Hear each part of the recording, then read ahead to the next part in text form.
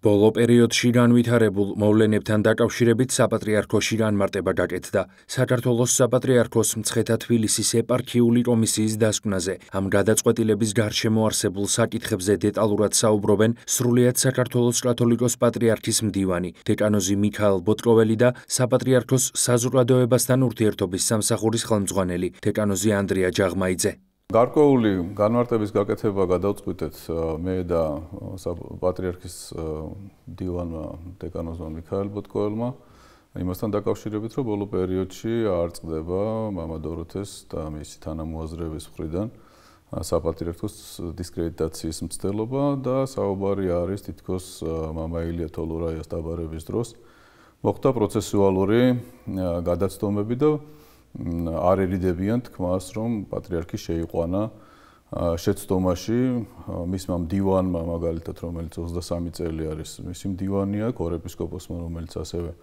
23 წელია ქორეპისკოპოსია და საპატრიარქო ტახტის მოსაყდრემ, რომელიც 8 წელი არის პატრიარქის ლოცვა-კურთხევებს ასრულებს. მცირე განმარტებას გავაკეთებ ამასთან დაკავშირებით. მართალია ის, რომ მამა ილია თოლურაია დაძახებული იყო მამაშვილური საუბრისათვის, რომ იქნებ მას შეგონება მოესმინა და გაეთვალისწინებინა ის გადაცდომები, რაც მის გამონათქვამებში იყო, თუმცა როგორც კომისიაზე გამოჩნდა უკვე მისი დამოკიდებულება სინანულს არ აპირებდა. მას შემდეგ რაც მამა ილია გავიდა საპატრიარქოს ჭიშკრიდან, იქვე გააკეთა ამაზე უფრო უარესი განცხადებები. მამა ილიას კომისიაზე დაბარებას აზრი აღარ ჰქონდა, საპატრიარქოში იმ დროს კომისიის წევრები იყვნენ და მის გარეშე მიღებული იქნა დასკვნა, რომელსაც მე ვთხოვ, რომ მამა მიქაელმა წაიკითხოს.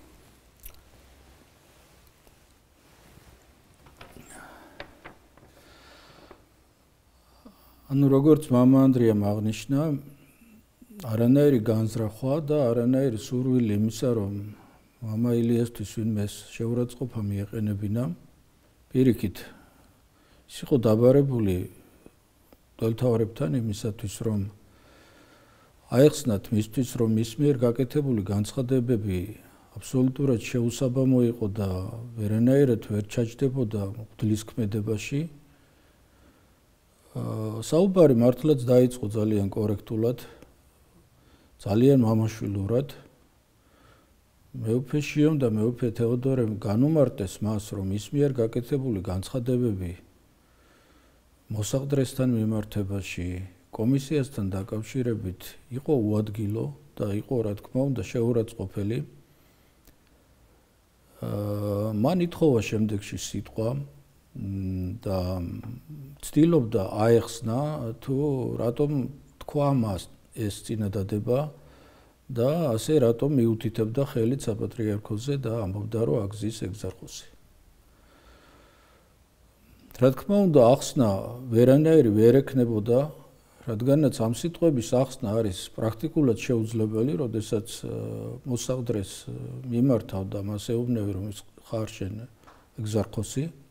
ანუ ის შეურაცხყოფას აყენებს არა მხოლოდ მეუფე შიოს, მეუფე თეოდორეს, ან ჩვენ პატრიარქის მიერ შექმნილი კომისიის წევრებს, რომელიც ბრძანებითაა გამყარებული და ჩვენ თავები არ დაგვინიშნია ამ პოზიციაზე და ჩვენ არ ვართ თვითმარქვიები.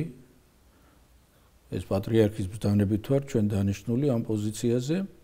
პრაქტიკულად გამოდის, რომ პატრიარქსაც შეურაცხყოფას ვაყენებთ, რადგანაც პატრიარქია ეკლესიის მეთაური და ანუ საკითხი მეუფე შიოს დანიშნის მოსაყდრეთ იყო სადღაციდან ნაკარნახევი. ეს რა თქმა უნდა არის უაღრესად მძიმე შეურაცხყოფა, როგორც მღვდელმთავრებისთვის, ისე თვით ეკლესიის მეთაურისთვისაც.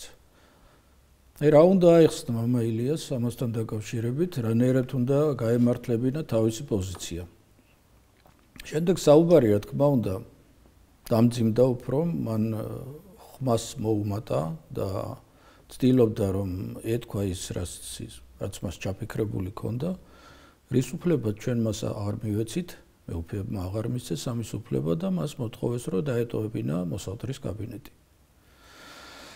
ამ დროს როგორც მამა ანდრია მოგახსენათ, ჩვენ პრაქტიკულად ყველა ვიმყოფებოდით საპატრიარქო რეზიდენციაში და მყისიერად შევიკრიბეთ ჩვენ მისი გამონათქვამები კიდევ ერთხელ გავაანალიზეთ, როდესაც მან საპატრიარქოს შენობიდან გასვლის შემდეგ გააკეთა განცხადებები საპატრიარქოს ჭიშკართან. რა თქმა უნდა, მისი მეორე დაბარება და უკან შემოbrunებას არანაირი აზრი და შინაარსი არ ექნებოდა. აქედან გამომდინარე, ჩვენ მივიღეთ გადაწყვეტილება, რომ მისი უწმინდესობისათვის მიგვემართა შემდეგი თხოვნით. მიმდინარე წლის 5 ნოემბერს არქიმანდრიტი ილია თოლორაია დაბარებული გახდა საპატრიარქო ტახტის მოსწავლე მიტროპოლიტ შიოსთან მუჯირი და პატრიარქის ქორეპისკოპოს მიტროპოლიტ თეოდორესთან ჭუაძე. რათა მას მისცემოდა მამობრივი დარიგება და ძმური შეგონება. საუბრისას არქიმანდრიტ ილიას მიუთითეს მის მიერ ცილისწამებლურ და სასულიერო პირთა შეურაცხყოფელ გამონათქვამებზე. სადაც სინანულის გამოხატვის ნაცვლად არქიმანდრიტმა ილიამ განაგრძო თავისი პოზიციის გამართლება, რასაც უკვე მოგახსენებდით. საპატრიარქოდან გასვლის შემდეგ არქიმანდრიტმა ილია თოლორაიამ მედიის წინაშე არაერთი მსგავსი განცხადება გააკეთა. აღნიშნული ფაქტის საფუძველზე საბოლოო დასკვნის მისაღებად იქვე შედგა კომისიის სხდომა. სხდომის დასრულების შემდეგ კომისიის წევრებმა სრულიად საქართველოს კათოლიკოს პატრიარქს მიმართეს მოციქულთა 55 კანონის საფუძველზე არქიმანდრიტ ილიასათვის თოლორაიამ მღვდელმოქმედების შეჩერების შუამდგომლობით, ვიდრე არ გამოავლენს გულწრფელ სინანულს. კლერიკოსი, რომელიც ეპისკოპოსს შეურაცხყოფს, განკვეთილი იქნას, რამე თუ ნათქვამია, თავარსა ერისა შენისასა არ არქვა ბოროტი.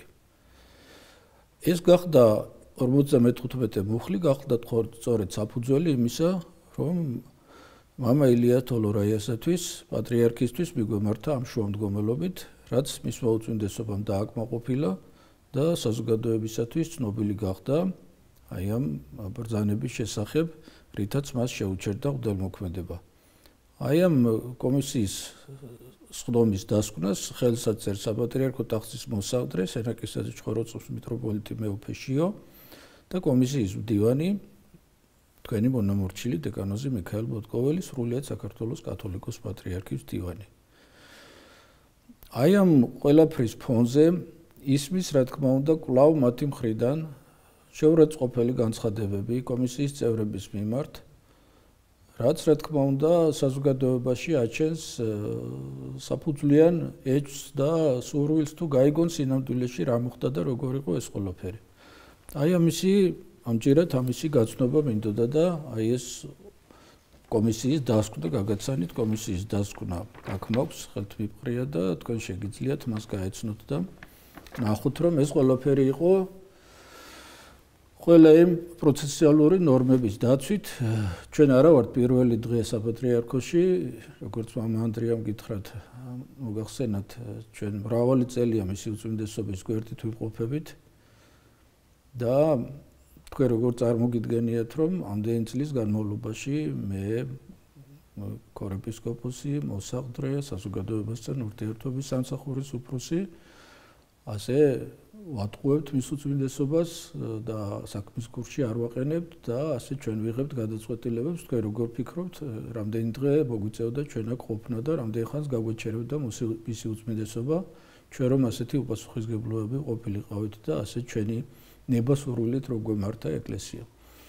ამიტომაც ვაკეთებთ ამ განმარტებას, რომ საზოგადოებისათვის ნათელი გახდეს, რასთან გვაქვს საქმე და რატომ გვედავებიან ეს სასულიერო პირები და ძალიან ხშირ შემთხვევაში ჩვენს მიმართ აკეთებენ ძალიან შეურაცხყოფელ განცხადებებს, რასაც ჩვენ რა თქმა უნდა არ პასუხობთ, ჩვენ უფრო მეტი მოთმინება გვევალება, ამიტომაც არ გვინდა საეკლესიო საკითხების გარეთ გამოტანა და საზოგადოების სამშელო გავხადოთ, მაგრამ ხანდახან ამისი აუცილებლობა დგება, რომ ჩვენ განმარტოთ ეს რეალობა, რასთან გვაქვს საქმე და ჩვენმა ძვირფასმა საზოგადოებამ ამის შესახებ უშუალოდ საპატრიარქოს ოფიციალური წარმომადგენლებისაგან მიიღონ ინფორმაცია. როგორც არქიმანდრიტ ილია თოლორაიას შემთხვევაში პირველი შეხვედრა, რომელიც 16 სექტემბერში მოხდა არქიმანდრიტ დოროთესთან დაკავშირებით, დამოკიდებულება იყო ერთი და იგივე. რომ მისთვის გვეთქვა იმ გადაცდომების შესახებ, რომელიც ეხებოდა სასულიერო პირებს. არც ერთი შეკითხვა, არც ერთი მისდამი გამონათქვამი არ შეხებია მის პოლიტიკურ შეხედულებებს და იმ თავითვე 16 სექტემბრიდან მოყოლებული ყველაფერი არის სიცრუე, რაც უკავშირდება იმ შინაარსს, რომ თითქოს მას პოლიტიკური შეხედულებების შესახებ დევნიან. შესაბამისად, აი ამდენი ხანი ყველაფერი, რაც სართულ ამაზე დააშენეს, აი ამ მხარემ, ყველაფერი არის უსაფუძვლო და მე მივმართავ არქიმანდრიტ დოროთეს თლიანად გამოაქვეყნოს ის ჩანაწერი სრულად, რომ მსმენელმა და მაყურებელმა თავად განსაჯოს. რამდენჯერ იყო იქ ნათქვამი, რომ შენი შეხედულებები როგორც გინდა ისე წარმოაჩინე, უბრალოდ იყავი კორექტული კოლეგებისა და იერარქიის მიმართ. იმ შემთხვევაში ამა დოროთეს დაბარება მოხდა კომისიაზე გარკვეული პერიოდის შემდეგ, ხოლო მამა ილიას შემთხვევაში მოცდასაც აზრი აღარ ქონდა და ამიტომ იმ დღესვე დაიწერა ეს დასკვნა. ასე რომ ცოტა ხანში ეს დასკვნა გამოქვეყნდება და საშუალება გექნებათ თავად გაეცნოთ. პირველ შეხვედრაზე, რომელზეც ახლა მამა ანდრია საუბრობდა, მამა დოროთესთან, როდესაც იყო შეხვედრა, მან ამიტომ ვთხოვთ მამა დოროთეს, რომ გამოქვეყნოს თლიანი ჩანაწერი. ჩვენ ბოლოს ასე შევჯერდით, რომ ჩვენს მიმართ, ანუ სასულიერო პირების მიმართ საყვედურს აღარ გამოთქვამდა ის, ანუ გავითვალისწინებო, მან თქვა, ნამდვილად ამბობს ამ სიტყვას, რომ ის გაითვალისწინებს ამას. თითქოს და ეს ყველაფერი რაღაც მშვიდობიანად დამთავრდა, ნამდვილად ჩანს იმ ჩანაწერში, კიდევ ერთხელ ვიმეორებ, რომ ის ამბობს, რომ ის გაითვალისწინებდა ამას. დავემშვიდობეთ ერთმანეთს, ის კი არა და რაღაც ცნობა მთხოვა და ის ცნობაც გაუკეთე და ხელი მოუწერია ამ ცნობაზე, არანაირი იქ რაღაც დაპირისპირება ისეთი არ ყოფილა. ჩვენც რაღაც მივიჩნიეთ, რომ რაღაც შეხვედრამ ძალიან ესეთი კორექტულად ჩაიარა ყოველ შემთხვევაში, არაფერი ისეთი იქ არ მომხდარა ამ შეხვედრაზე. კიდევ ერთხელ ვადასტურებ, რომ ცნობა გაუკეთე და მოუწერა ხელი, თუ დაპირისპირება იქნებოდა, რა ცნობას გავაკეთებდი და რაზე მოუწერდი ხელს. ამის შემდეგ მან კვლავ გააგრძელა მსგავსი განცხადებების გაკეთება, რაც რა თქმა უნდა საფუძველი გახდა ხელმეორედ მისი დაბარების. აი ეს იყო ჩვენთვის ძალიან შეურაცხყოფელიც და გაგვირგვებულებიც დავრჩით, რომ ჩვენ შევთანხმდით ამ საკითხზე თითქოს, მაგრამ შემდეგ ისევ გაგრძელდა რაღაც შეურაცხყოფები, ის რომ თითქოს და ჩვენ მას პოლიტიკური მოსაზრებების გამო და რუსთაველზე დგომის გამო ვედავებოდით, სინამდვილეში მას ჩვენ რამდენჯერმე განუმარტეთ იმ შეხვედრაზე, რომ ჩვენ ამასთან დაკავშირებით მასთან შეკითხვები არ ქონდა. ჩვენ შეკითხვები ქონდა სასულიერო პირების დამცრობასთან, მათ დამდაბლებასთან და მათ მიმართ ესეთი განცხადებების გაკეთებაზე უარის თქმა, რაც სასულიერო პირებისთვის შეურაცხყოფელია. ეს იყო და ეს მეტი სხვა იქ არაფერი არ ყოფილა, შემდეგ უკვე თქვენ ამას ყველაფერს ადევნებთ თვალს, როგორ და რანაირად გაგრძელდა ეს ყველაფერი.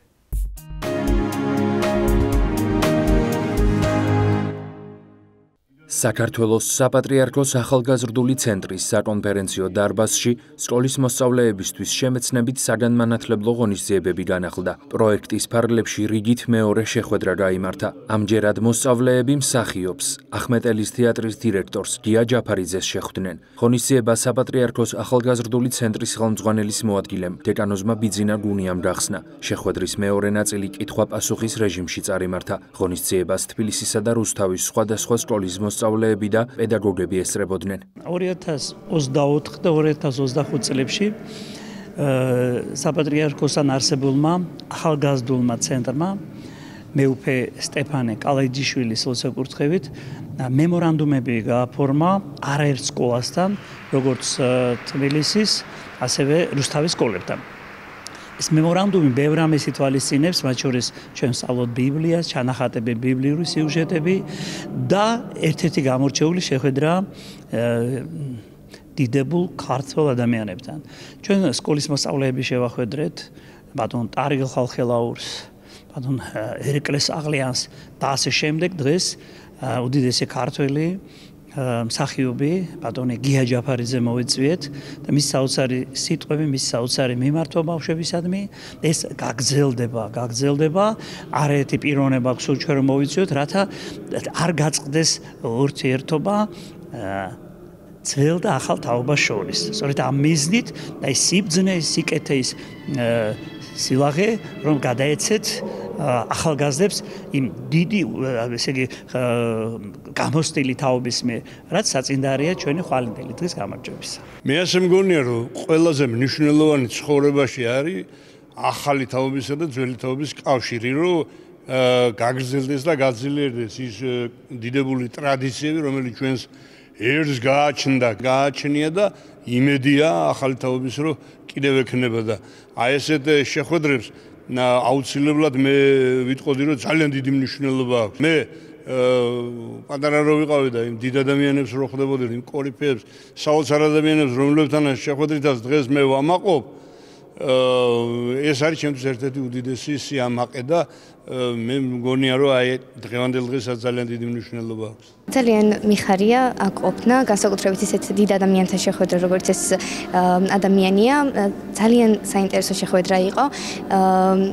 ჩემთვის და ასევე ჩემი მეგობრებისთვის ძალიან მნიშვნელოვანია ასეთ შეხვედრებზე დასწრება და ხშირად ვესწრებით. ძალიან საინტერესო თემებზე ვისაუბრეთ, თვითონ ღონისძიებაც საინტერესო იყო. გაგვცა ისეთ კითხვებზე პასუხი, რომელიც ყოველთვის გამოგვადგება ჩვენ ცხოვრებაში. შეგახსენებთ, რომ შემეცნებით საგანმანათლებლო ღონისძიებები საპატრიარქოს ახალგაზრდული ცენტრის პროექტის ფარგლებში იმართება. შეხვედრები ყოველ 4 შაბათს ეწყობა. ამასთან დაკავშირებით საპატრიარქოს ახალგაზრდულ ცენტრსა და სკოლებს შორის მემორანდუმიც გაფორმდა.